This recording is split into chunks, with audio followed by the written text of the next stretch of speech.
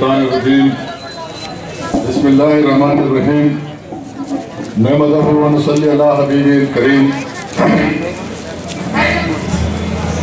आज के जलसे आम जलसे मिली बेदारी मुनक्किद किया गया, जिसकी सदारत डॉक्टर क़याम खान साहब सदर मंजिल बचाओ तहरीक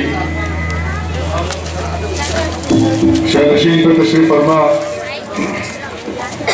कायदीन तहरीक, महफिल में मौजूद बुजुर्ग हज़रात, नौजवान साथियों, जैसा कि आप तमाम हज़रात हालात से वाकिफ़ हैं और सारी दुनिया का पस मंज़र, आलमी हालात ज़राए अबलाग की जानिब से ये पैगाम दे रहा है, दुनिया के दानिश्वरों के मुशाहिदात ये पैगाम दे रहे हैं कि सारी दुनिया में आज मुसलमान मग़लूब हैं। दुनिया का हर अखबार ये लिख रहा है कि दुनिया के हर कोने और खित्ते में मुसलमान पे मज़ालिम ढाए जा रहे हैं। इस्लाम का ये पैगाम है कि इस्लाम ये ऐलान कर रहा है कि वला तहनु वला तहज़नु व अंतुमुल आलौना इन कुंतुम मोमिनीन, कि सुस्ती मत करो, जिद्दोजहद करो, तुम भी गालिब होगे। लेकिन हालात ये पैगाम दे रहे हैं कि मुसलमान मग़लूब है। चाहे वो आज अफ्रीका की सरजमीन पे यहूद नसारा की जानिब से की जाने वाली मुनज़्ज़म साजिश और साजिश के नतीजे में मुसलमानों की नस्ल कशी, या हिंदुस्तान की सरजमीन गुजरात अहमदाबाद हो, जहाँ पे अनगिनत मज़ालिम और जुल्म के पहाड़ तोड़े जाते हैं, तो ऐसे हालात में सबसे पहला सवाल ये पैदा होता है कि मिल्लत इस्लामिया और फ़र्द मिल्लत अपना मुहासबा करे कि क्या बात है जिस कौम को अल्लाह रब्बुल आलमीन ने कायनात में अफजल बनाया, अशरफुल मखलूक़ात बनाया, खैरुल उम्मत बनाया, और उस कौम के साथ ये हालात पैदा किए जा रहे हैं कि हम पे कोई जालिम गालिब है और फिर इसका मुस्तकबिल क्या है। तो सवाल यही पैदा होता है, क्या हमने कलमे की बुनियाद पर अल्लाह रब्बुल आलमीन ने जिस रिश्ते से कलमे ला इलाहा इल्लल्लाह मुहम्मद रसूलुल्लाह की बुनियाद पर मिल्लत इस्लामिया को वाला था, क्या आज कलमे की बुनियाद पर हम मुत्तहिद नहीं? ये पैगाम आता है कि आज मफाद परस्त और मफाद परस्ती की बुनियाद पर, जहाँ हम अपनी मादा परस्ती की बुनियाद पर अल्लाह और उसके हबीब के तालीमात से जब दूर हो जाते हैं तो दुनिया में ज़लील वक़ार हुए। जब तक मुसलमानों की जिंदगी शरीयत के महवर पे गर्दिश करती रही तो दुनिया में तख्त ताज आपका था। जब तक मुसलमान ये ऐलान करता था कि दुनिया में हक ताकत है, ताकत हक नहीं हो सकती, तो यकीनन मुसलमान दुनिया में हाकिम था। लेकिन आज मुसलमान हर ताकत के सामने झुकने लगा। तो आज दुनिया देख रही है कि दुनिया के हर कोने खित्ते में मुसलमान को टेररिस्ट करार दिया जाता। एक तरफ जालिम जुल्म करता और मजलूम को कसूरवार ठहराता। तारीख की यही हकीकत है कि तारीख के हर दौर में हर जालिम अपने जुल्म को छुपाने के लिए मजलूम को कसूरवार ठहराता है। दौर हाजिर में वही कुछ हो रहा है जो तारीख में होता रहा।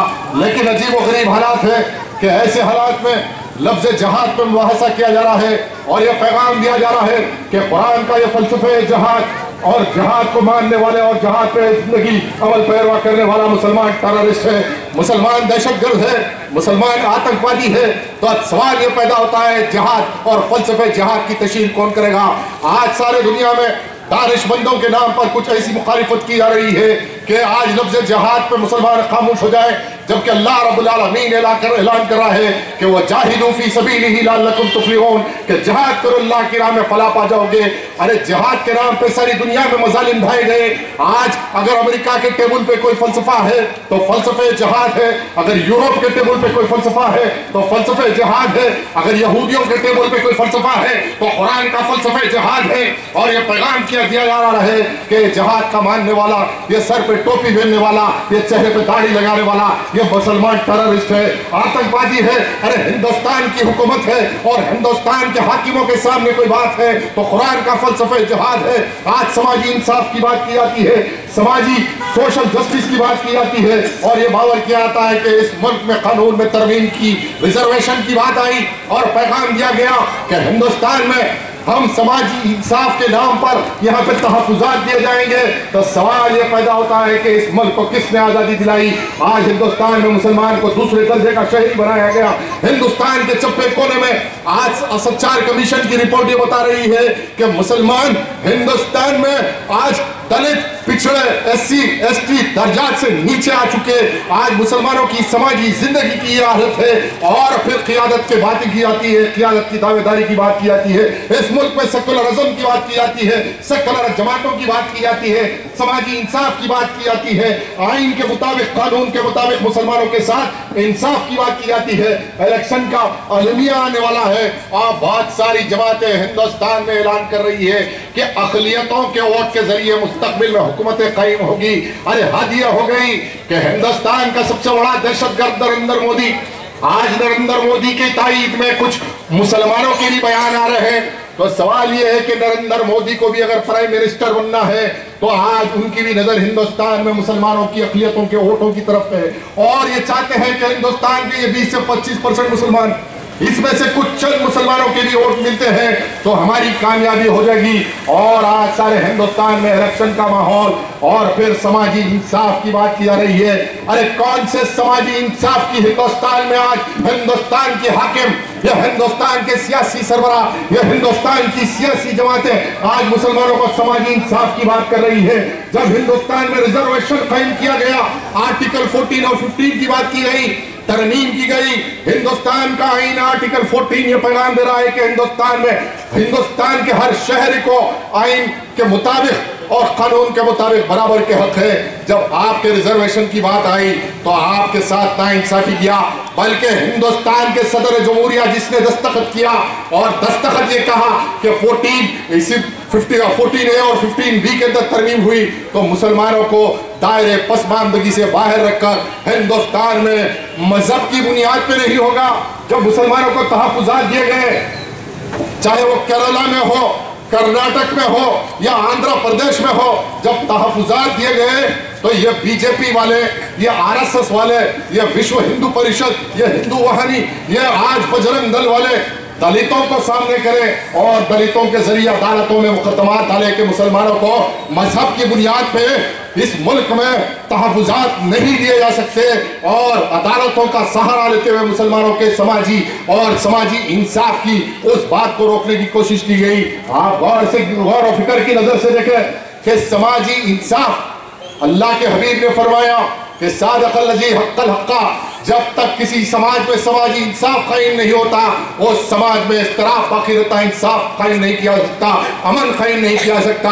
और जहां समाजी इंसाफ नहीं होता यकीनन वह दहशतगर्दी जन्म लेती और दहशतगर्दी की कोख से निकले दहशतगर्दी जन्म लेती। आज इस मुल्क में मुसलमानों की समाजी हुकूक और समाजी इंसाफ नहीं किया जाता तो दूसरी तरफ हिंदुस्तान की हिंदू फासिस्ट ताकतें आज गाजर और मूली की तरह मुसलमानों को काटने का एक मनसूबाबंद प्रोग्राम, आज कश्मीर से कन्याकुमारी, आज पूरब से पश्चिम एक ही मंसूबा है कि RSS का कि इस मुल्क में नरेंद्र मोदी को प्राइम मिनिस्टर बना दिया जाए, इस मुल्क में हिंदू राष्ट्र का ऐलान किया जाए, बाबरी मस्जिद के मुकाम पर राम मंदिर के तामीर किए जाए, हिंदुस्तान में 30,000 मसाजिद को मंदिर बना दिया जाए और फिर हिंदुस्तान के मुसलमानों की नस्ल किसी के जाए, खौफ का माहौल पैदा किया जाए। अरे सब तुम करोगे, उसके बाद के हालात के लिए तुम सोचो कि बारहा तहरीक ने ऐलान किया था और आज भी तहरीक का ऐलान है कि आज इस मुल्क में चाहे वो CBI हो या RA हो या नया बना हुआ नेशनल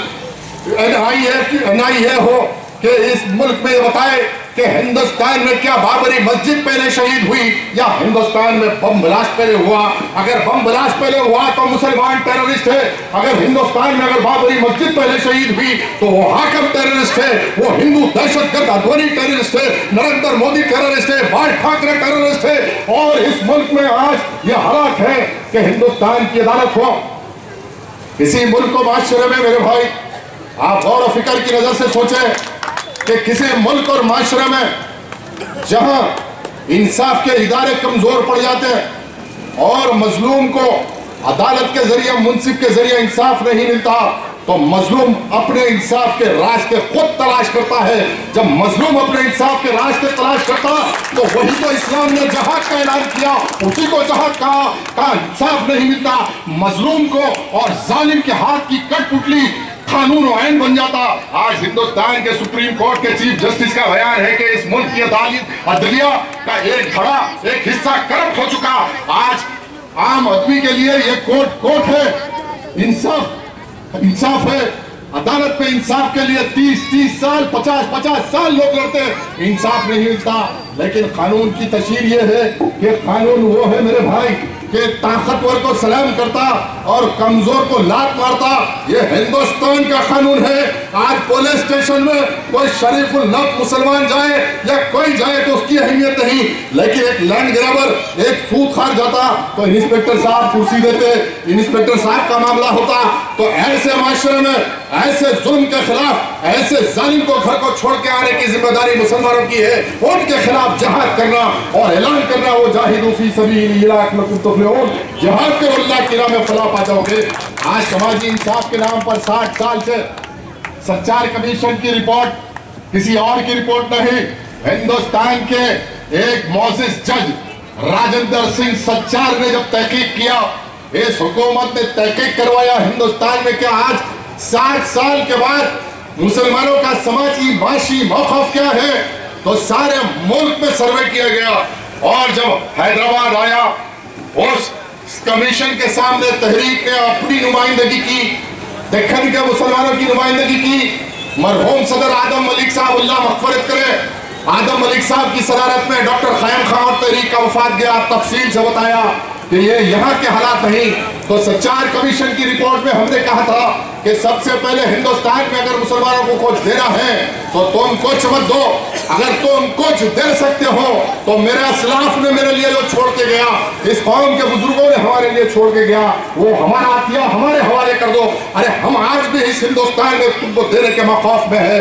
हिंदुस्तान में आज अरबों करोड़ों रुपए की औकाफ की जात, जिससे मुसलमान सरफराज नहीं होता, बल्कि चंडाल दलाल सारे हिंदुस्तान में मुसलमानों की क़ियादत के नाम पर, आज चाहे वो बीजेपी की हुकूमत हो, वाजपेयी की हुकूमत हो, या मनमोहन सिंह की हुकूमत हो, या मुकामी सतह पर चंद्रबाबू नायडू की हुकूमत हो, राजशेखर रेड्डी की हुकूमत हो, सिर्फ सौदेबाजी करना और अपने जाती मफादात के लिए करोड़ों रुपए के जजात बनाने के लिए अपनी औलाद के लिए जमा करना। अरे मैं नहीं कह रहा हूं, मैं तस्दीक के साथ इस मजलिस में, इस मुअज़्ज़िज़ मजलिस के जिम्मेदारान के सामने फरियाद रख रहा हूं कि हाई कोर्ट के VVS राजू नाम के जज ने एक जजमेंट दिया और सारे अखबारात में सुर्खियों में आया। वन से वक्त और वैसे वक्त बोल के VVS राजू का जजमेंट आया और बिलखुसूस जामिया निज़ामिया की मताए अजीज, मिल्लत इस्लामिया की मताए अजीज मानिकोंडा जागीर हुसैन शाह वाली रहमतुल्लाह अलैह की वक्त जायदाद आज 2 लाख करोड़ रुपए की जायदाद थी। ये किसने बेचा? आओ अकबरुद्दीन असदुद्दीन, इस पे मुबाहिसे के लिए तैयार हो जाओ। ये ड्रामा कब तक चलेगा कि 10,000 लो ऑफिस डालो, 5,000 लो ऑफिस डालो, फोटो लगाओ, पैसे लो? अरे कब तक? अरे ये वो मजलिस इत्तेहाद और मुस्तबीन है मेरे भाई कि मैं इस मासूम बच्चे की हैसियत से मजलिस का काम करता रहा।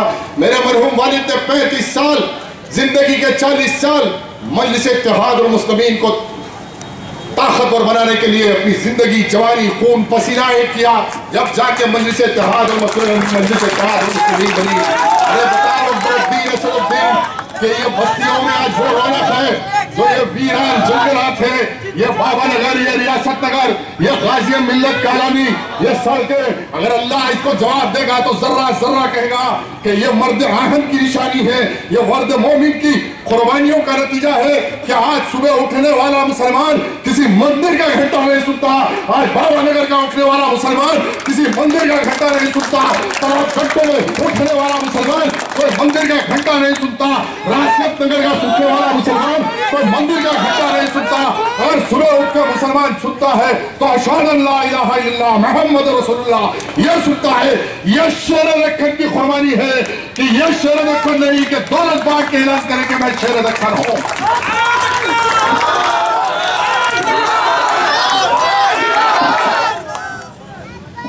मैं पूछना चाहता हूं, यहाँ कभी फसाद देखे?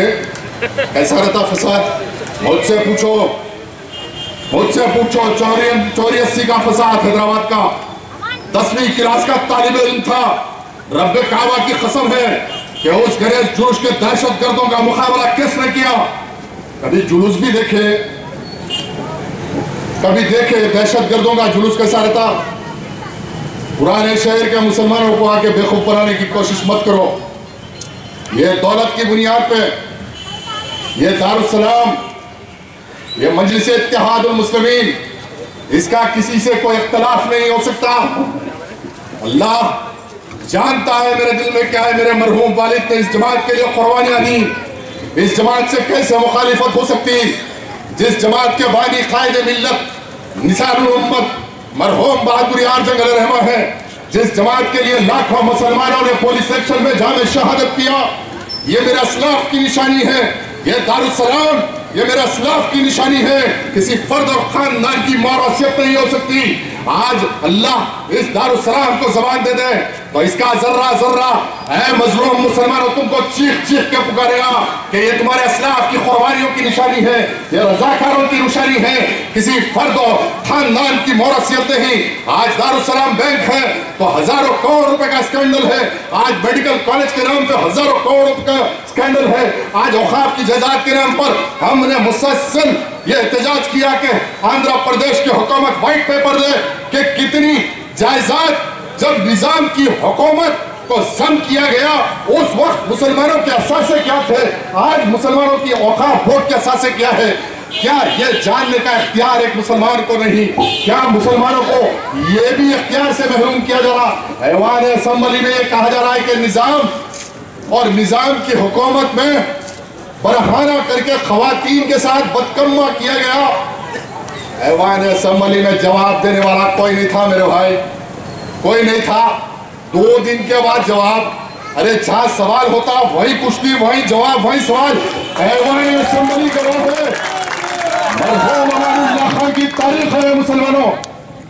मरहूम अमानुल्लाह खान की 23 साल की असम्बली की तारीख उठा के देखो कि जब 1977 में एमएलए बन के मजलिस इत्तेहादुल मुस्लिमीन के दाखिल हुए, सबसे पहला रमीज़ाबी का वाक़या हुआ। और रमीज़ाबी के वाक़ये में उस वक्त का चीफ मिनिस्टर चिन्ना रेड्डी ने कहा, एमएम हाशम होम मिनिस्टर ने यही कहा था ना कि एक बदचलन औरत थी तो ऐवान असेंबली में 2 दिन के बाद जवाब नहीं। उसी लम्बा पैर की जूती निकालकर चिन्ना रेड्डी और एमएम हाशम को जवाब देकर बोला, ये मेरी कलमा वो बहन है और इसकी अजमत की हिफाजत मेरी है। लेकिन आज 23 साल का रिकॉर्ड, अरे 15 साल हो गए ना। 15 साल में बताओ एक अमानुल्लाह खान जैसा तुम्हारे में कोई है तो बताओ। मैं हर चीज से कॉम्प्रोमाइज करने के लिए तैयार हूं। कोई एक एमएलए, अरे ऐसे एमएलए है 15 साल में 15 मिनट असेंबली में मुंह नहीं खोलते, फिर भी मुसलमानों के लीडर भाई 15 साल हो गए मुंह नहीं खोलते, लेकिन महलों में गुंडागर्दी करने के लिए गैंगा बनाकर जरूर मुसलमानों को डराते फिरते, पुलिस की मगबेरी करके खातिरों को बचाने की कोशिश करते। मजलूम का कत्ल हुआ मंडी में, एक नमाजी परहेजगार बच्चे का कत्ल हो गया, उस खातिरों को बचाने वाले का नाम कौन है? मजलिस इत्तेहादुल मुस्लिमीन का एमएलए। अरे वाह मेरे भाई, क्या इसलिए मेरे बुजुर्गों ने कुर्बानी दी, रजाकारों ने हिंदुस्तान की फोर्सों के सामने अपने सीनों को पेश किया, टैंकों के सामने अपने साहब को पेश करके मजलिस इत्तेहादुल मुस्लिमीन के लिए लड़ा। ये कुछ नहीं, अब मियाँ एक तमाशा, सिक्योरिटी, बुलेट प्रूफ गाड़ी। अरे जो अल्लाह पे यकीन करता है उसको बुलेट प्रूफ की जरूरत नहीं, अल्लाह उसकी हिफाजत करता है, उसको सिक्योरिटी गार्डों की जरूरत नहीं, अल्लाह उसकी हिफाजत करता। अरे उसको किसी पहलवानों की, उनकी दादाओं की जरूरत नहीं पड़ती। वो अकेला तरह अमानुल्लाह खान की तरह लाल दरवाजे में घुस के बताता कि ला इलाहा इल्लल्लाह मोहम्मद रसूलुल्लाह। चलने वाला निरंतर देख के बोलता था कि अरे क्या शेर है। अरे शेर तो आरएसएस बोलना चाहिए, शेर तो किशन रेड्डी को बोलना चाहिए। पैसे बांट के मासूम लोगों से कह रहे कि मैं शेर हूँ, शेर हूँ। अरे मियाँ जब टाइम आएगा तो कौन शेर है, शहर बनेगा कि कौन शेर है। आज असेंबली में बदकामा निजाम ने कराया, ये तेलुगु देशम वाले, ये कांग्रेस वाले कह रहे तो मेरा सवाल ये है, लिखने वाले, इंटेलिजेंस वाले, एसबी वाले सब मौजूद है, लिखो कि निजाम के दौर में हुआ, तो पहले ये बताओ किस दौर में जुर्म नहीं हुआ, किस हुकूमत में जुर्म नहीं हुआ। निजाम के दौर में किसी जालिम ने किसी खातून की आबरू लूटी तो क्या निजाम जिम्मेदार है? तुम्हारे मुताबिक अगर निजाम जिम्मेदार है, मैं भी इत्तेफाक करता हूं कि दिल्ली की सड़कों पे एक बच्ची को गाड़ी में फिराकर रेप किया गया तो उसका जिम्मेदार राहुल गांधी और मनमोहन सिंह है, उनको भी गिरफ्तार करो। निजाम का नाम लेने वाले मनमोहन सिंह रेपिस्ट, राहुल गांधी रेपिस्ट, उसका नाम नहीं लेते। निजाम जाने से पहले जब हुकूमत इंजिमाम में आई 17 लाख एकड़ जमीन सरकारी गवर्नमेंट लैंड बैंक में थी। 17 लाख एकड़। अरे हमारे असलाफ ने दियानतदारी की हुकूमत की, उसकी निशानियों को कायम किया। अरे आज हिंदुस्तान में इंसानियत बाकी है तो अहमद इस्लाम के बाद है। ख्वाजा अजमेरी रहमतुल्लाह अलैह की शक्ल में जब कदमों को रखा तो जमीन को ताहिर बना दिया। जब हिंदुस्तान में हमने अपनी फनकारी बताई तो कुतुब मीनार दिया, लाल किला दिया। जिस लाल किले में बैठ के तुम हुकूमत करते हो, वो लाल किला वो निशानी है जहां मेरे असलाफ ने अंग्रेजों के फांसी के फंदों पे चढ़कर हिंदुस्तान को इनकलाब और आजादी दी। आज मुसलमानों को कहा जा रहा है कि मुसलमान ऐसा है, निजाम ने ऐसा किया और जहर पैदा के इस मुल्क की बालादस्ती और सालमियत को खत्म करने की कोशिश की जा रही है। ऐसे हालात में आज फिर एक बार इलेक्शन आ गया तो नए हर जमात के ऐलानात भी आने लगे। और फिर हमारे भाई कुछ ये भी लिख रहे अखबार आपके अंदर, मियाँ घर का अखबार है, जो छापना है छापो, अब्बा की फोटो, बेटे की फोटो, आने वाले बच्चों की तस्वीर बना के डालो, आपका अखबार, वो इख्तियार आपका है, छापो। गुलपोशियों का अखबार सुबह से शाम तक गुलपोशियों में मसरूफ, गुलपोशियां, बस अखबार उठाओ, गुलपोशियां, उससे हट के कुछ रहता ही नहीं अखबार में। तहरीक के ताल्लुक से जो लिखा, अभी अमजदुल्लाह खान खालिद ने भी कहा, मैं मुख्तसर कह के खत्म कर दूंगा बात को, कि तहरीक किसी आप पार्टी में शामिल हो जाएगी, खत्म हो जाएगी। अखबार में लिखा, बेशुमार लोगों के फोन आना शुरू हो गए, बेशुमार लोग परेशान होकर फोन करने लगे।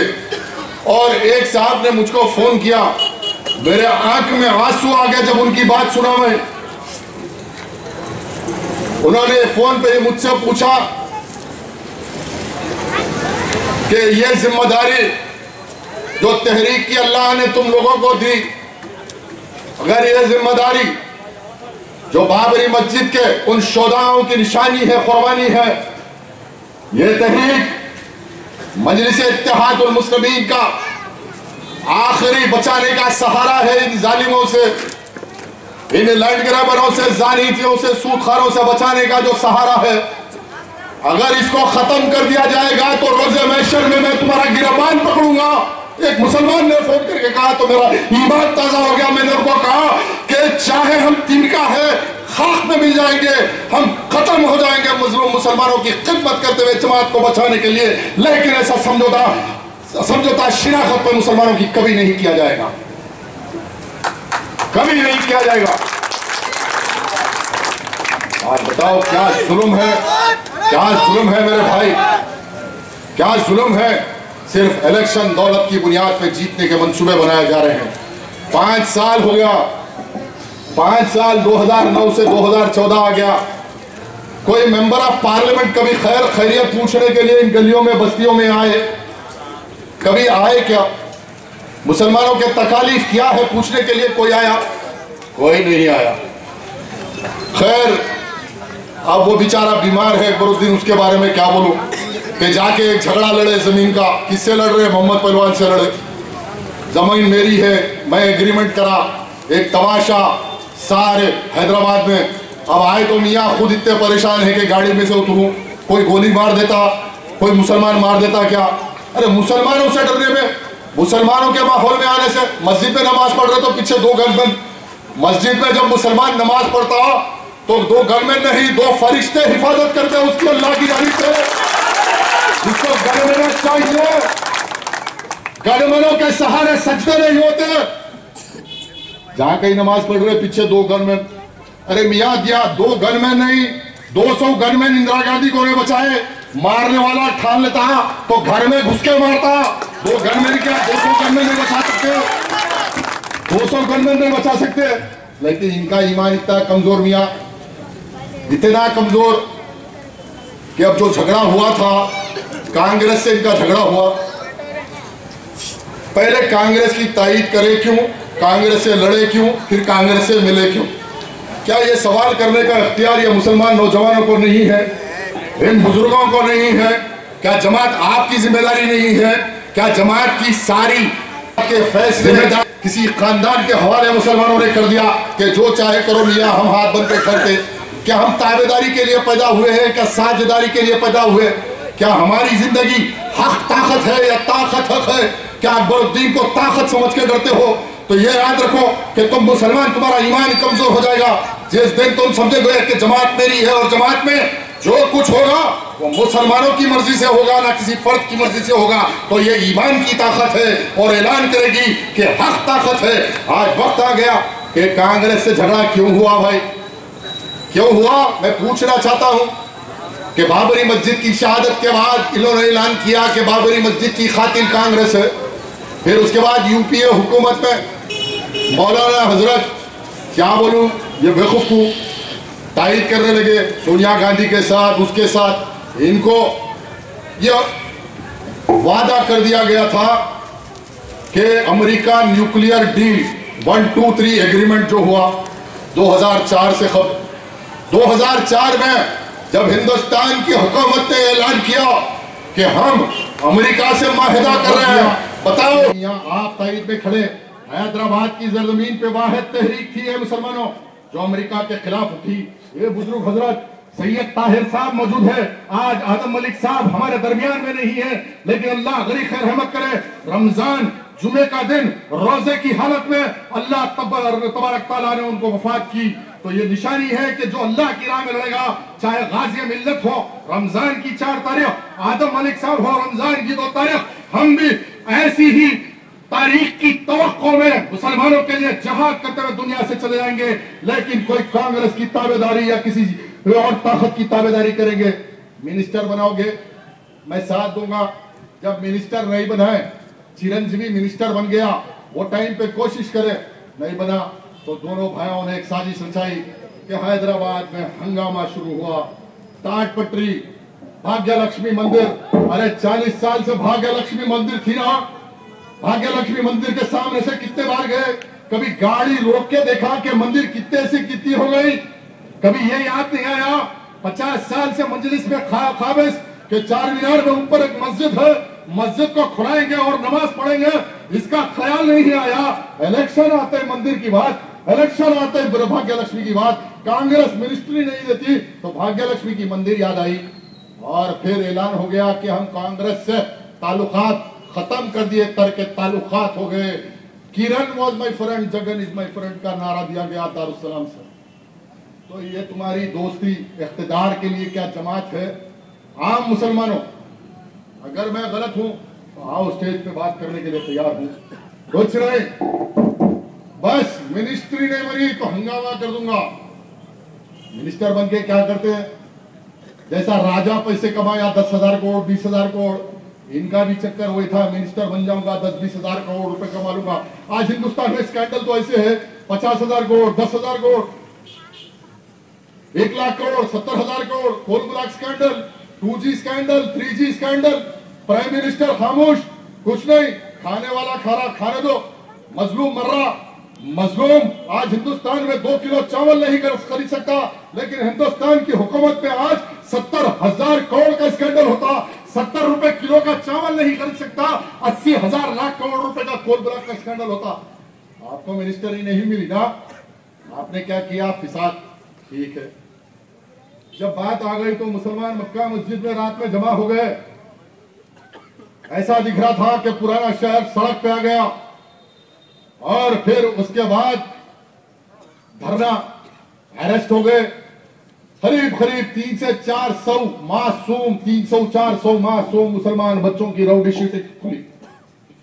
यह फिरका परस्त हैदराबाद के इंस्पेक्टर पुलिस डिपार्टमेंट में मौजूद आरएसएस के कारिंदे ये इंतजार कर रहे थे कि मुसलमान निकले और एहतजाज करे, उसके बाद इनका बदकम्मा हम बजाएंगे। ये मैंने कानों से पुलिस वालों से सुना।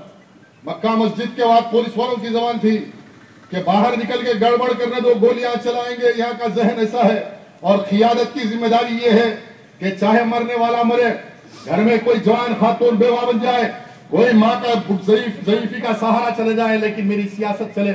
मेरी सियासत की बुनियाद पे आज मैं कोई हासिल करूं। ठीक है, 400 बच्चों को केसों में मुलविस किया गया, राउडी शीट खोल दी गई। फिर उसके बाद क्या हुआ? मजलिस अमल के जलसे, मैं थोड़ा आमुख्ता पीछे लेके आके बता रहा हूं। निजामाबाद गए जलसा, वहां जलसा, राम के खिलाफ नारा दिया गया कि राम कहां पैदा हुआ। अरे ये बात तो मैंने 10,000 बार 12 बाबरी मस्जिद की शहादत से आज तक पूछते आया हूं, पूछता रहूंगा और ऐलान करता रहूंगा कि राम है ना राम का वजूद है, बल्कि ये बीजेपी वाले राम राम का नाम लेके हिंदुस्तान में फसाद बर्पा करके मुसलमानों को तबाह और काटने की साजिश रचा रहे हैं।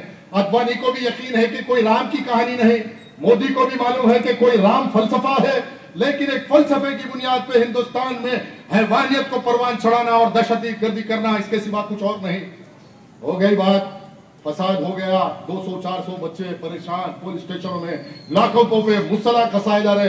डीसीपी ऑफिस के अंदर पुराने शहर में मुसलमान खवातीन बुर्खापोश बाहर गेट के गिड़गिड़ा के रो रहे हैं। इनका सहारा बनने वाला कोई इत्तेहाद का दावेदार नजर नहीं आता, कोई इन माँ के बहते हुए आंसुओं का आसरा बनने वाला कोई नजर नहीं आता, कोई वो माँ जो बीमार है, शुगर पेशेंट है, ब्लड प्रेशर हाई हुआ है कि बच्चे को अंदर मुसल कसा जा रहा है पुलिस डीसीपी टास्क फोर्स के अंदर, उसकी चीखें गेट करे ठहर के एक मजलूम मुसलमान माँ ये सुन रही है कि डीसीपी टास्क फोर्स के अंदर मुसल कसा जा रहा है और वहां से आ रही है आवाज, और यहाँ सुनने वाली माँ के मुंह से आवाज निकल रही, अल्लाह तू रहम कर, अल्लाह तू मेरे माँ बदमाशूम बच्चे को बचा। तो बचाने वाला कोई इत्तेहाद का दावेदार, खियानत का दावेदार, हजारों करोड़ रुपए का मालिक बनने वाला सदुद्दीन अकबरुद्दीन नहीं आते। उस माँ का सहारा कोई नहीं बनता, उस माँ का सहारा कोई बनते हैं उस वक्त पे तो आदम मलिक की शक्ल में, डॉक्टर कायम खान की शक्ल में, अमजदुल्ला खान खालिद भीड़ पड़ा डीसीपी से और मुकाबला किया कि साजिश रचाने वाले, ये फसाद रचाने वालों को पकड़ो, इन मासूम बच्चों को उसकी सजा नहीं दी जा सकती। लेकिन फिर आज 200 बच्चों की राउडी शीट खुले। राज्यसभा का इलेक्शन हुआ ना, परसों अखबारात में आप पढ़े हैं, परसों राज्यसभा का इलेक्शन हुआ। राज्यसभा के इलेक्शन में इत्तेहाद के दावेदार, कांग्रेस को फिरका परस्त करके फिसाद कराने वाले पुराने शहर में सारे के सारों ने जाके राज्यसभा में कांग्रेस को वोट दिए। कांग्रेस के एमपी को, केवीपी रामचंद्र को वोट देते तो बताओ मुझको किस बात पे मफाहमत हुई, कांग्रेस को किस बात पे वोट दिया गया? क्या ये 400 बच्चों पे जो मुकदमे दर्ज किए गए थे, क्या वो मुकदमों को वापस लिया गया? क्या वो बच्चों की राउडी शीट खोली गई थी, क्या उनकी राउडी शीट को वापस लिया गया? कुछ नहीं, मरने वाला मर गया, धोबी बेटे चांद, मरने वाला मर गया, धोबी बेटे चांद निकले भाग गए। फिर आप बड़ी बड़ी तकारीर, नरेंद्र मोदी, अरे बीजेपी बीजेपी बीजेपी, ठीक है, बाबरी मस्जिद की शहादत के बाद बीजेपी का कोई लीडर घर के बाहर नहीं निकल रहा था ना। हिंदुस्तान की तारीख है, हिंदुस्तान की सिक्योरिटी देते देते सब परेशान थे। अगर हिंदुस्तान के शर्म गर्भ में ऐसे हालात पैदा होंगे तो याद रखो 1992 से ज्यादा खतरनाक माहौल हिंदुस्तान में मजलूम मुसलमानों पे जुल्म के नतीजे में पैदा होगा। नरेंद्र मोदी उसके खिलाफ तकरीर करने वाले से मैं पूछना चाहता हूं कि दारुसलाम में पुजारी जी कईबू आए थे, राम को गाली देने वाले, राम कहां पैदा हुआ, किससे भी क्यों पूछ रहे? दारुसलाम को पुजारी आया, शाला ओढ़ के परसा दिए ना, ईमान इतना कमजोर है। इसके बाद राम पे तकरीर आज इंटरनेट पे है। जाओ डेक्कन क्रॉनिकल पे हमला करो, डेक्कन क्रॉनिकल अखबार को जलाओ और तुम मर्द है, तुम्हारा शेर डेक्कन। अरे अमानुल्लाह खान की फोटो रोज देखो, मर्दानगी बढ़ती तुम्हारी, रोज फोटो देखो, लोग आज भी मर के 10 साल हो गया, नाम निकलते बोलते क्या शेर था भाई। ऑफिस में घुसा तो डीसीपी परेशान, कलेक्टर परेशान, चीफ मिनिस्टर परेशान, सारी हुकूमत परेशान। कहते कि मुसलमानों का लीडर है मालूम था। ये आए यहाँ ऐसा दिख रहा कि डिस्को डांसर चल के आ रहे और फिर दावा कर रहे लोग भाई शेर देखा है। फोटो देखो, सुबह उठ के घर में तुम आने वाले बच्चे भी शेर बनेंगे। फोटो देखो पहले। मेरी गुजारिश है आप तमाम हजरात से, ये तहरीक किसी फर्द की है ना तहरीक किसी शख्स की है। ये एक अवामी इनकलाब है। ये इनकलाब को दौलत की बुनियाद पे गला घोटा जा रहा है और कोई कुछ मजबूर लोग मासूम बहनों को, मासूम मुसलमान गरीब बहनों की कीमत इतनी है मुसलमानों इनके सामने कि इलेक्शन के दिन बुरखा पहन के इनकी ताईद में 500 रुपए में वोट खरीदना और गरीब मुसलमान बहनों के वोट दलाना, इसका नाम मजलिस इत्तेहादुल मुस्लिमीन है। क्या उन बहनों की यही कीमत है? इस बात का फैसला 2014 का इलेक्शन करेगा। क्या गरीब मुसलमान बहन की कीमत, वोट की कीमत, उसकी राय की कीमत 5 साल में अगर 500 रुपए जर्ब लगाओ, हिसाब लगाओ तो रोज के 17 पैसे होते। 17 पैसे में मुसलमान खातून की राय को खरीदने की कोशिश की और फिर यही मुसलमान गरीब मुसलमान बहना, इनके लिए दुआ भी करना, इनको वोट भी देना और मुश्किल आई तो फिर कोई सहारा नहीं। याद करो आज भी बाबा नगर से लेकर लाल दरवाजे तक ये जो सब बंदी हुई है, यह मुसलमानों का जो किला है, ये कोई 500-500 रुपए पे नहीं, जान लगा के तैयार किया गया, मेहनत करके तैयार किया गया, लाखों रुपए गवर्नमेंट के करोड़ों रुपए का काम किया गया। आज कुछ नहीं। अजमलुद्दीन फारूकी साहब थे, अभी गए। बाबा नगर में एक गरीब मुसलमान की जमीन थी, बाहर कस के कुछ गुंडों ने, बाहर कस के कुछ गैर समाजी अनासिर ने जो इनके साथ काम कर रहे हैं, कब्जा करके लेके आके दिए भाई बना दो। तो ये तहकीक नहीं करा कि ये किसकी जमीन है, अब्बा के नाम से रिबिन काट दो, कंट्रैक्टरों को बुलाओ, पैसा लगाओ, बनाओ। अरे कहाँ के इदारे, कहाँ का? आज हिंदुस्तान में आरएसएस के कम से कम 40 लाख 50 लाख शिशु मंदिर चल रहे हैं। 50 लाख शिशु मंदिर। हर शिशु मंदिर में बुनियादी सतह से उनको तालीम दी जा रही है इस्लाम के खिलाफ, साहिब इस्लाम के खिलाफ नफरत सिखाई जा रही है। और तब जाके आज देखते हैं कि अहमदाबाद में नरेंद्र मोदी की ताईद में लाखों की भीड़ है, तो ये आरएसएस की मेहनत है। वो शिशु मंदिरों से निकल के आके काम कर रहे हैं। आज अगर हरियाणा में लाखों जमा हो रहे हैं तो ये कौन है? कोई जादू की छड़ी नहीं है। लोग परेशान है टीवी पे, इतने लोग कहां से आए? ये वो लोग हैं जो आरएसएस के नाम पे शिशु मंदिरों से तैयार करके निकाले जा रहे हैं। बताओ, एक मदरसा आपका, एक स्कूल आपका, आज संगारेड्डी में फिसाद हुआ, मुसलमान बेहाल है। आज निजामाबाद में फसाद हुआ, मुसलमान बेहाल है। अब तेलंगाना का मसला, इत्तलात ऐसी है कि तेलंगाना बन जाएगा और तेलंगाना के मसले में तहरीक ने अपने मौक़िफ़ को खामोश रखा, इसलिए कि हम अक़लियत है। जो हालात बता होंगे वो हालात में हम मुकाबला करेंगे। जब पानी आएगा तो तीर के बताएंगे कि हम कैसे तैराकी है। ये नहीं कि तेलंगाना नहीं बनना, समय का आंध्रा रहना। 5 मौक़िफ़ जमात के सदर के हो गए, हंसी मजाक हो गया पूरा। इस बदलते हुए हालात में सियासी जमात और सियासी क़ियादत की जिम्मेदारी ये है कि वो अपनी कौम के लिए क्या हासिल करता है और कौम के मफाद में क्या करता है। लेकिन बन रहा तेलंगाना है, लेकिन आज इन तमाम हालात में मुसलमानों का कोई तस्करा है ना, मुसलमानों को क्या हासिल होने वाला है उसका कोई तस्करा है। कल आने वाले तेलंगाना में मुसलमानों का क्या मौक़िफ़ रहेगा उसके बारे में कुछ गुफ्तगू नहीं की जा रही है। इसकी जिम्मेदारी किसकी है, इसका जिम्मेदार कौन है? और अगर कोई दानिशमंदाना क़ियादत होती तो बदलते हुए हालात में मुसलमानों के लिए तेलंगाना में एक वज़ीर आफ्ताब पॉलिसी को कायम करते और हुकूमत से बात की जाती। आज केसीआर का ऐलान है कि 12% देंगे, फलाना देंगे।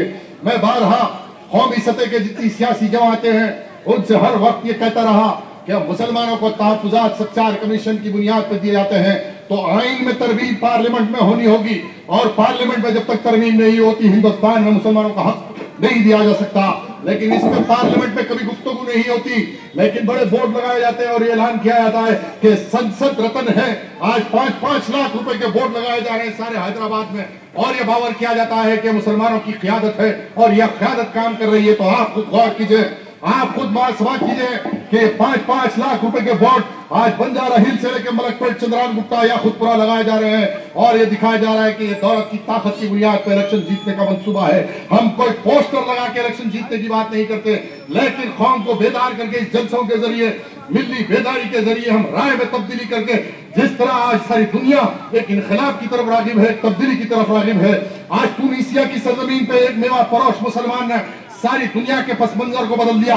एक तुनीस की सरजमीन पे ज़ैनुल आबिदीन के जुल्म के खिलाफ, उसकी हुकूमत के जुल्म के खिलाफ एक मेवा फरोश मुसलमान, जब उस पर पुलिस ने जुल्म किया, खुदकशी किया, जामे शहादत किया, तो बहार अरब आ गया, अरब स्प्रिंग आ गया, तो बड़े बड़े तख्त व ताज वाले मुस्लिम मुबारक को जाना पड़ा, गद्दाफी को जाना पड़ा, बड़े बड़े हाकिमों को राह करार अख्तियार करना पड़ा। दुनिया में तब्दीली आ गई और दौलत की नशा में, ताकत की नशा में आज यहाँ की मौजूदा क़यादत ये समझ रही है कि हम किस तरह से मुसलमानों को ताकत पे झुकाते हुए अपन इख्तियार हासिल कर सकते हैं। तो तहरीक ऐसा होने नहीं देगी, तहरीक मुसलमानों को जगाते रहेगी।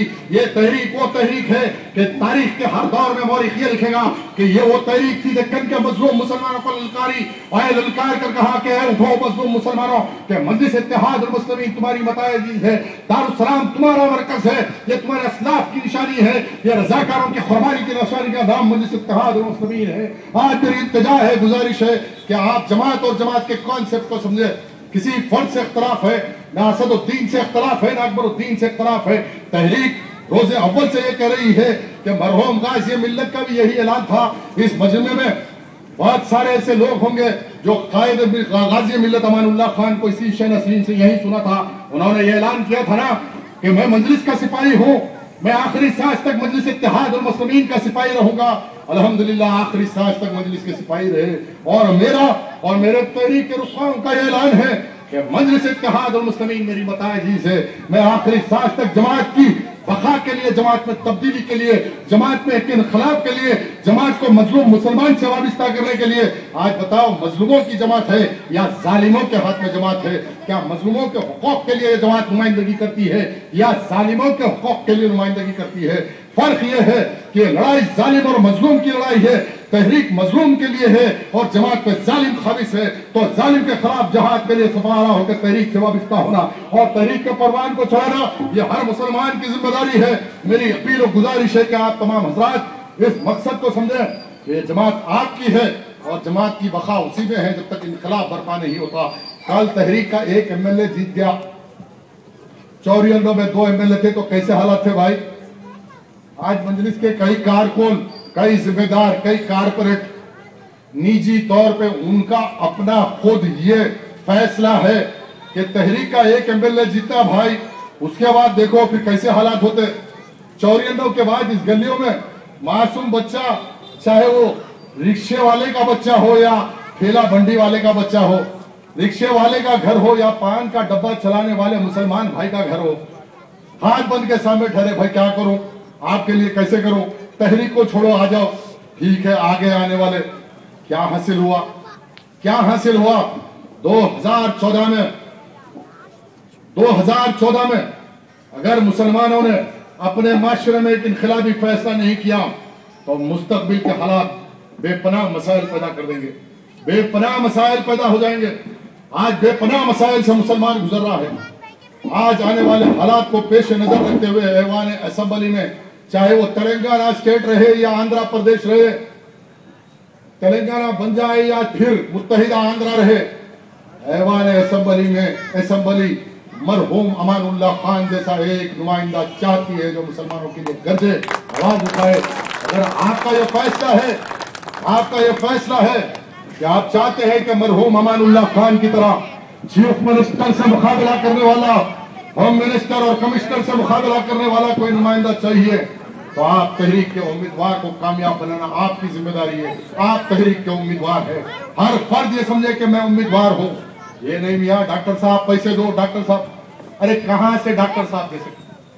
डॉक्टर साहब को विरसे में अमानुल्लाह खान ने दारुसलाम बैंक नहीं दिया, डॉक्टर क़याम खान को मेडिकल कॉलेज नहीं मिला, डॉक्टर क़याम खान को दल्लाली के, दिल्ली के दल्लाली के बाबरी मस्जिद के पैसे नहीं दिए ना, कहां से देते हैं डॉक्टर साहब पैसे? अपने खून पसीने से जो भी हो सकता एक झंडा लगा के ऐलान कर रहे हैं कि देखो ये एहतजाज है, ये इनकलाब है, ये मंदिर बचाओ तहरीक। उनके लाखों झंडों पर अगर कोई एक झंडा भारी है तो ये एक झंडा मंदिर बचाओ तहरीक का भारी है। ये एक झंडा दिखने वाला यहाँ पे ये निशानी है मदाफियत की, इसको कहते हैं मर्द आहन की मदाफियत। इसका नाम मदाफियत है। फलस्तीन के सरजमीन पे टीवी चैनलों पे दिखा रहा यहूदियों की हाथ में AK-47 है, लेकिन हक परस्त मासूम मुसलमानों का बच्चा पत्थर उठा के मारकर ये ऐलान कर रहा है ये इनकलाब है, ये हक है, ये मदाफियत है। तुम्हारे आज हैदराबाद में लगे हुए 2 करोड़ के पोस्टर लगे अभी तक, 2 करोड़ रुपए के पोस्टर भाई, मजलूमों की जमात, मुसलमानों की जमात, 2 करोड़ का पोस्टर। अरे कितने बच्चियां घरों में शादियों के लिए परेशान है, कितने बच्चे रोटी रोजगार के लिए परेशान हैं। 2 करोड़ रुपए के पोस्टर, जाओ गाड़ी स्टार्ट करके देखो, एड एजेंसी से तहकीक करो ये लगाने वाला कौन कौन? औकाफ की जायदाद पे लैंड ग्रैबिंग करने वालों ने असदुद्दीन अकबरुद्दीन के पोस्टर लगाए। कैसी का नाम मजलिस इत्तेहाद है, मुझको नहीं है मेरे भाई। क्या यही है? अपने दिलों पे हाथ रख के सोचो और फैसला कर लो कि मैं अपने मुसलमान मजलूम को कुछ नहीं कर सकता, दे नहीं सकता, तो उसका हक दिलाने के लिए जो आवाज उठा रहा उसके हक में आवाज लगा के मैं अल्लाह की खुशनुदी हासिल कर सकता हूं मजलूम का हक दिलाने के लिए। आज तुम्हारे 2 करोड़ के पोस्टर हैदराबाद में जो लगे ना, 2 करोड़ के संसद रत्न हम आंध्रा वालों के साथ है, हैदराबाद सबका है। अरे हैदराबाद सबसे पहले किसी का है तो मेरा आपका है, किसी और का नहीं हो सकता। इस शहर की बुनियाद है हजरत कुली कुतुब शाह अली। हैदराबाद की बुनियाद है हजरत कुली कुतुब शाह अली। यहाँ के बारिश हम है। इस शहर में हर 100 कदम पर एक आस्ताना है, ये वलियों का शहर है। इस वलियों के शहर की हिफाजत के लिए, बीजेपी से बचाने के लिए अल्लाह ने मरहूम अमानुल्लाह खान से काम लिया तो ये किला बन गया। आज इस किले में सरमायादारों की हुकूमत चलेगी। 2 करोड़ के पोस्टर, ये 1-5 रुपए का झंडा तुम्हारे करोड़ों रुपए के पोस्टरों पे भारी है। ये मेरा ईमान, ये मेरा ऐलान है मुसलमानों कि ये 1-5 रुपए का तहरीक का झंडा जब उठेगा तो 5 करोड़ के वो पोस्टर खत्म हो जाएंगे, ये झंडा बाकी रहेगा।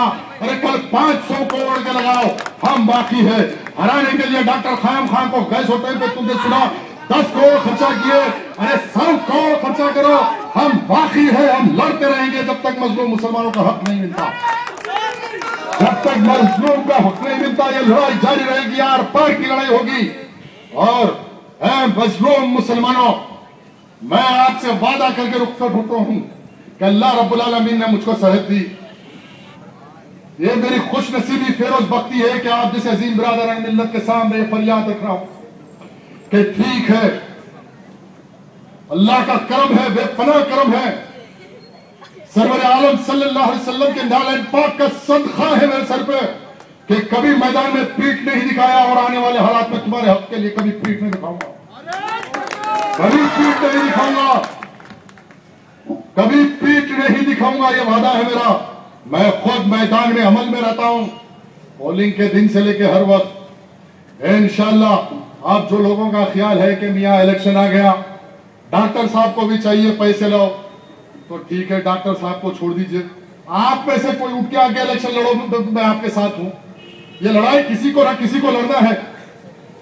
ये लड़ाई लड़ना है या नहीं लड़ना है, आप ऐलान करिए, हाथ उठा के बताइए। नहीं लड़ना है तो यहीं खत्म कर देते हैं। हाथ उठा के बताओ, मजलूम मुसलमानों की लड़ाई होनी है क्या? ये लड़ाई को यहीं खत्म कर देना है, यहीं खत्म कर देना है। तो डॉक्टर साहब को भी बहुत काम है, पेशे से डॉक्टर है, गरीब मजलूम मुसलमानों की खिदमत करते रहेंगे आखिरी सांस तक। डॉक्टर साहब का काम तो है ना मजलूमों की खिदमत करना, उनके पेशे से है, मुसलमान की हैसियत से। इलेक्शन गुजारिश है कि तहरीक से तर्क ताल्लुक हो जाओ। तहरीक तुम्हारे लिए नहीं है जो दौलत की बुनियाद पे फैसले चाहते हैं, ताकत की बुनियाद पे फैसले चाहते हैं।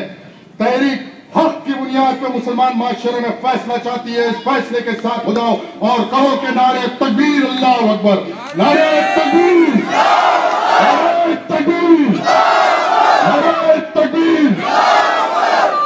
आज ये इज्तिमा इस बात की तस्दीक करता है कि मुस्लिम माशरे में अल्लाह रब्बुल आलमीन और हबीब पाक के नारे के सदक़े में आज ईमान बाकी है। ये ऐलान कर रहा है कि दौलत की बुनियाद पर इलेक्शन लड़ने वाले बेदार हो जाओ कि मुसलमान जाग उठा है। जिस तरह अरब बहार आया, अब अरब दक्खन आएगा, बहार दक्खन आएगा। जिस तरह बहार अरब आके सारी दुनिया के हाकिमों को खत्म कर दिया, इनकलाब आ गया। अरे अफगानिस्तान की तरफ देखो है मुसलमानों के बेसरो सामनी के हालात के अंदर अफगानी मुसलमानों ने अमेरिका से कैसे मुकाबला किया। बारूद बरसाया गया, न्यूक्लियर बम बरसाया गया, AK-47 से भून दिया गया। अरे सजदे करने वाले बाकी है, आज भी है, कल भी रहेंगे, सुबह क़यामत तक रहेंगे। अमेरिका खत्म हो जाएगा, सजदे करने वाले बाकी रहेंगे। असदुद्दीन अकबरुद्दीन की दौलत खत्म हो जाएगी। तहरीक और तहरीक के जियाले और मुजाहिदीन सजदे करके अल्लाह से दुआ करेंगे कि अल्लाह तो इस तहरीक को कामयाबी दे। अल्लाह तेरे हबीब पाक के नालेम के सदक़े में इस तहरीक को परवान चढ़ा। अल्लाह ऐवान असम्बली में अमानुल्लाह खान की जैसी नुमाइंदगी करने वाले नुमाइंदों को कामयाब बना। अल्लाह जिसने बाबरी मस्जिद के लिए लड़ा, अल्लाह उन मुसलमानों को तो जन्नत का हकदार बना दे। अल्लाह मस्जिद की हिफाजत में जितने मुसलमानों ने जाम शहादत पिया, अल्लाह वो शहादत को कबूल फरमा। अल्लाह मजलिस इत्तेहाद और मुस्लिमीन तेरी अमानत है मौला, हर मोमिन मुसलमान के दिल को खोल दे, फिरासत बख्श दे, ताकि जमात को और जमात की बका के लिए मजलूम मुसलमानों के लिए काम किया जाए। आज मेरी अपील है, गुजारिश है कि आप अपनी शिनाख्त की लड़ाई लड़ेंगे तो कल आपकी शिनाख्त बाकी नहीं रहेगी। कोई कांग्रेस के हाथ में राज्यसभा इलेक्शन में बेचेगा तो कल कोई वाईएसआर कांग्रेस को बेचेगा, तो कल कोई तेलुगु देशम को बेचेगा। अरे हद ये हो गई कि विजय शांति को विड्रा करने के लिए मजलिस की क़यादत ने अडवाणी के घर पे घुटने टेक दिया और अपने बेटे को एमपी बना दिया। ये मजलिस इत्तेहाद, ये मुस्लिमीन है। अरे उससे पहले रिवॉल्वर निकाल के कनपट्टी पे रख के मार लूंगा, लेकिन किसी बातिल और काफिर के सामने झुकना मेरा ईमान नहीं हो सकता। आज एक मौका दीजिए, इंशाअल्लाह ताला आप हम मिलकर आप अपनी जमात में एक एजेंडे को कायम कीजिए। आज जमात में कोई एजेंडा नहीं, मुसलमानों के लिए कोई प्रोग्राम नहीं। मजलिस इत्तेहाद और मुस्लिमीन बुजुर्ग हजरात मौजूद हैं, गवाही देंगे किस कुर्बानियों से इस जमात को हमने सजाया। ये नौजवान बच्चों से मैं मुखातिब हूं जो मजलिस की तारीख वाकिफ नहीं है। मजलिस की तारीख की वक्फियत हासिल कीजिए ताकि आप फैसला करने में सहूलत होगी। आज एजेंडा है तो दो एजेंडे, अकबरुद्दीन जिंदाबाद, असदुद्दीन जिंदाबाद, दो एजेंडा मजलिस का एजेंडा। इसके खिलाफ में अगर कोई बोला तो जमात से बगावत, इसके खिलाफ में कोई बोल दिया तो दारुसलाम की चौखट के अंदर नहीं जाता, गुंडों की फौज भाई मार पीट कर दी। वासिद साहब मौजूद है, सारे हालात से वाकिफ है। मजलिस में क्या कुछ नहीं हुआ, आप मजलिस से वाबस्ता थे, क्या क्या कुछ नहीं हुआ वहां पे, इसकी तस्दीक आप करेंगे। आज मजलिस का झंडा, लेकिन एजेंडा अकबरुद्दीन है, असदुद्दीन का एजेंडा नहीं। मजलिस का झंडा है तो मुसलमानों का एजेंडा होगा। ये लड़ाई आपको लड़ना है, ये लड़ाई लड़ना है तो तहरीक के साथ हो गई है। अरे छोड़ो, पुलिस भी इलेक्शन में क्या करी, हमेशा पुलिस भी चाहती है कि अरे नहीं तहरीक नहीं जीतता। इंस्पेक्टरों का ख्याल, पुलिस वालों का, इसलिए अरे फिर का दूसरा अमानुल्लाह खां पैदा हो जाएगा पुलिस स्टेशनों में गड़बड़ करने, फिर का कमिश्नर का गिरबान पकड़ने वाला अमानुल्लाह खां पैदा हो जाएगा। अरे तुम चाहते हो कि तुम्हारे हक के लिए या कि हाकिमों के गिरबान तक हाथ चाहे तो तहरीक को कामयाब बनाओ। ये नहीं मजलिस का झंडा अकबरुद्दीन असदुद्दीन एजेंडा नहीं। आपके इलेक्शन में जमात आपकी और तहरीक के जरिए आपका एजेंडा मजलूम मुसलमानों और मजलूम बहनों के एजेंडे के लिए आर पार की लड़ाई होगी, आर पार का मुकाबला होगा। तैयार कर लो अपनी किराए की फौज को। मैंने मक्का मस्जिद के जलसे में कहा था कि किराए की फौज पे भरोसा मत करो, ये वक्त आने पर नाजुक वक्त पे तार तार हो जाएगी। बारकस की गली में इतनी फौज थी ना, कोई बचाया 100 आदमी साथ थे, 10-15 के पास रिवॉल्वर थी। भाई मैं कोई कहानी लंदन की अमेरिका की नहीं, बारकस बाजू टहलते गए तो बारकस आता, पूछो जाके 200 आदमी के साथ किराए की फौज, ये मुस्टंडों को पाल पाल कर बेचारे इतना पाले, इतना पैसा दिए, इतना पैसा दिए, स्नैचरा भी पल रहे, चाकू मारने वाले भी पल रहे, सबको पाले। और हिम्मत ये थी कि मेरे को कुछ हुआ तो पीछे 200 पहलवान है। लेकिन कहां गए भाई किराए की फौज? एक धक्के में एक बच्चा घुसा तो पूरे भाग गए, पैर पटके तो भाग गए। अरे ईमान वाले गरीब मजलूम मुसलमान के साथ रहो, उसकी खिदमत करो, उस गरीब मुसलमान के साथ रहो, खिदमत करो। वक्त आएगा तो ये गरीब मुसलमान अपनी क़ियादत और अपनी जमात के लिए खून बहाएगा। यही तारीख है, कल भी यही तारीख रहेगी। इस तहरीक के लिए जिस तरह गरीब मुसलमान लड़ रहा, ये लड़ाई आज सरमाएदार और गरीब मुसलमान के दरमियान में है। आज मस्जिद की कमेटियां हैं, आज कहने को बहुत कुछ दिल चाहता है। मस्जिद कमेटियां किसके कब्जे में भाई? हैदराबाद के तमाम मसाजिद कमेटी का इजलास बुलाओ। इत्तेहाद की बात है तो मैं तैयार हूं, डॉक्टर क़याम खां तहरीक के तमाम लोग तैयार हैं। और फैसला कर दो कि जो कुछ दारुस्सलाम में हो रहा, ये दो भाइयों के लिए हो रहा या मुसलमानों के लिए हो रहा, उसका फैसला करो। तमाम उलमा का इजलास बुलाओ और उलमा से मशवरा लो।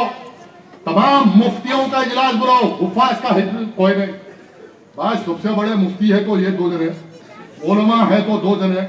मस्जिद कमेटियां इनके कब्जे में, इनके परवरदों के कब्जे में। मस्जिद कमेटियों में तकरीबन सूखारों का कब्जा। अब बेचारे उलमा यूपी से, बिहार से दीन की खदमत के लिए दूर दराज मकामात से आके मसाजिद में आज खिदमत कर रहे हैं। उन पे कंट्रोल, जो लिख के दिए दुआ वही पढ़ना। मस्जिद में एक मस्जिद कमेटी के एक दादा है, पहलवान है, मजलिस के है, लिख के दिए तो इमाम साहब का काम है कि खुतबा रोकना, इनके लिए दुआ करना। अरे अल्लाह मुंह से निकलने वाली दुआ को नहीं सुनता, जो दिल से निकलती अल्लाह उसको सुनता। मैंने एक खतीब साहब से पूछा और उनसे दरियाफ्त किया कि खतीब साहब आपने बड़ी दुआ की, तो आप मोहम्मद पहलवान के उस मरहूम बच्चे के लिए भी दुआ कर रहा था। उन्होंने बोला खान साहब, जो मुंह से निकली दुनिया सुनी, जो दिल से निकली अल्लाह सुना। मैंने दिल से अल्लाह की उनके लिए दुआ किया। तो ताकत की बुनियाद पर मुंह से सुन ले सकते, लेकिन ताकत की बुनियाद पे दिल की कोई नहीं सुनता। जो हक की रहती है वो दिल से निकलती, और जो अल्लाह हक है, अल्लाह सच है, दिल से मोमिन के जो निकलती अल्लाह की बात निकलती। आज दिल के साथ उठो और तहरीक से वाबस्ता हो जाओ। आने वाले हालात में ऐवान असेंबली में यह इत्तेहाद, कैसा इत्तेहाद, कल ऐवान असेंबली में बताएंगे कि कैसे रिजर्वेशन नहीं देते, कैसे हमको हुकूमत में नौकरियां नहीं देते। माइनॉरिटी फाइनेंस कॉर्पोरेशन का ऐलान आता कि 100 करोड़ रुपए मुसलमानों को दिए, लेकिन किसी मुसलमान से पूछो तुझको माइनॉरिटी कॉर्पोरेशन से लोन मिला तो कहां मिलता भाई? दारुस्सलाम में इतने दल्लाला हैं कि जाते फार्मा डालते, गवर्नमेंट 30,000 की सब्सिडी दे रही, अखबारात में आता कि दे रहे, किसी को कुछ नहीं मिलता, सब परेशान। अरे कल तहरीक का नुमाइंदा रहेगा तो हकदार का हक अदा होगा। माइनॉरिटी फाइनेंस कॉर्पोरेशन से वो मुसलमान जिसका हक है, ये दलाली खत्म करके मजलूम मुसलमान का हक दिलाने के लिए तहरीक काम करेगी। और बिलखुसूस नौजवानों से मेरी गुजारिश है जाते जाते कि आने वाले इलेक्शन में पैसे की बुनियाद पर गुमराह मत होइए। ये पैसा पैसा पैसा, ये पैसा अगर यही रहेगा तो हालात और खराब होंगे। पुलिस का जुल्म बढ़ेगा, बीजेपी और आरएसएस का जुल्म पड़ेगा। मुख्तसर सी दुआ है कि इस दुआ के साथ अपनी तकरीर को खत्म कर देता हूँ कि कुछ रहे शामियाना बरे जिब्रील का हो तुरबत पर, शामियाना बरे जिब्रील का हो तुरबत पर, कुछ थे इश्क मोहम्मदी की ये पहचान रहे, कुछ रहे या न रहे आखिरी सांस मीर ईमान सलामत रहे। अस्सलाम वालेकुम।